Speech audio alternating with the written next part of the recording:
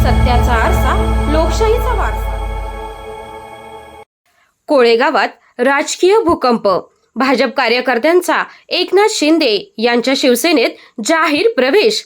माळशिरस तालुक्यातील कोळेगाव येथे मोठी राजकीय घडामोडी घडली असून भाजपच्या अनेक सक्रिय कार्यकर्त्यांनी उपमुख्यमंत्री एकनाथ शिंदे यांच्या नेतृत्वावर विश्वास व्यक्त करत शिवसेनेत जाहीर प्रवेश केला. या सामूहिक प्रवेशामुळे कोळेगावच्या राजकीय वर्तुळात चर्चांना उधाण आले आहे. डबल महाराष्ट्र केसरी पैलवान चंद्रहार पाटील, माढा लोकसभा संपर्क प्रमुख यांच्या मार्गदर्शनाखाली वेळापूर येथे आयोजित करण्यात आलेल्या विशेष कार्यक्रमात माळशिरस पंचायत समितीचे सभापती श्री दत्तात्रय रावसाहेब मगर यांच्या प्रमुख उपस्थितीत हा पक्षप्रवेश सोहळा उत्साहात पार पडला. यावेळी शिवसेनेच्या पदाधिकाऱ्यांनी नव्या कार्यकर्त्यांचे स्वागत करत पक्षाची भूमिका आणि विकासाची दिशा स्पष्ट केली. स्थानिक पातळीवर विकास कामांना गती देणे, युवकांना रोजगाराच्या संधी उपलब्ध करून देणे तसेच गावातील प्रलंबित प्रश्न सोडवण्यासाठी शिवसेनेच्या माध्यमातून काम करण्याचा निर्धार नव्याने प्रवेश केलेल्या कार्यकर्त्यांनी व्यक्त केला.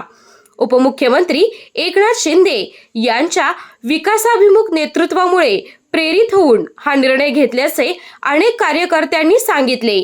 या प्रवेश सोहळ्यात प्रवीण शशिकांत सावंत, नामदेव हनुमंत सावंत, अनिल तानाजी सावंत, गणेश मारुती दुपडे, संतोष सावंत, बालाजी रामचंद्र सावंत, सचिन अण्णासो सावंत, शिवतेज मधुकर पारसे, अजय चव्हाण, अनिल श्रीमंत दुपडे, गणेश राघू दुपडे, कुणाल सीताराम दुपडे, बाबूराव शरद सावंत, राहुल दत्तात्रय सावंत, रणजित जालिंदर दुपडे, कन्हैया लालासो होनमाणे, बापूराव आगतराव दुपडे, सागर दत्तात्रय सावंत, जय दत्तात्रय सावंत, योगेश उद्धव सावंत, मारुती अभिमान सावंत, विक्रम धनंजय सावंत आणि माऊली नवनाथ सावंत यांनी शिवसेनेत अधिकृत प्रवेश केला.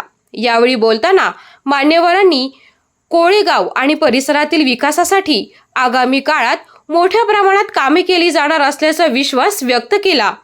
स्थानिक विकास, जनसामान्यांचे प्रश्न आणि युवकांच्या भविष्यासाठी शिवसेना कटिबद्ध आहे. गावाच्या प्रगतीसाठी सर्वांना सोबत घेऊन काम केले जाईल असे मत उपस्थित नेत्यांनी मांडले.